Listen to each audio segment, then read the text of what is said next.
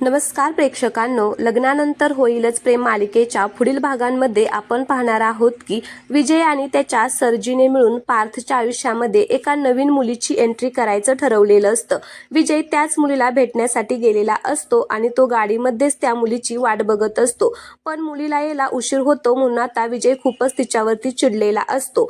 मग ती मुलगी आल्यानंतर विजय तिला म्हणत असतो की एवढा उशीर कोण करतं, किती वेळ झालं मी ते वाट बघतोय तुझी, मला सगळा प्लॅन तुला सांगायचं आहे, तू किती उशीर केलेला आहे। त्यावेळेस ती मुलगी विजयला म्हणत असते की अरे तुला तर माहिती आहे ना आपले सरजी कसे आहेत, ते त्यांना सगळं काही व्यवस्थित समजावं लागतं, त्यांना सगळं सांगावं लागतं आणि त्यामुळेच मला थोडासा यायला उशीर झालेला आहे।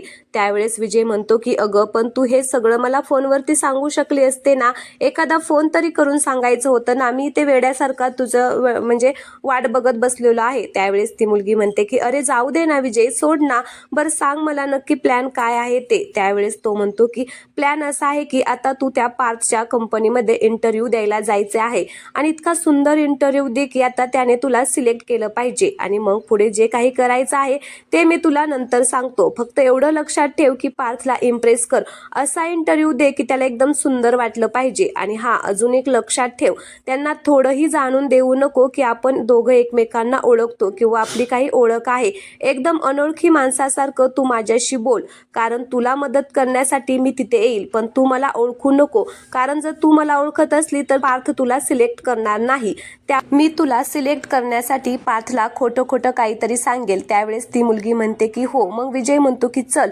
आता त्या देशमुखांची वाट लावण्यासाठी आपण तयार आहोत, आता बघ त्या दोन माणसांना मी कसा धडा शिकवतो ते। आता ती दोन माणसं कोण आहेत प्रेक्षकांनो, खरं तर ती नंदिनी आणि जीवा आहेत, पण तो त्यांना ओळखायला येऊ नये म्हणून आता तो पार्थ आणि काव्याच्या पाठीमागे लागलेला आहे।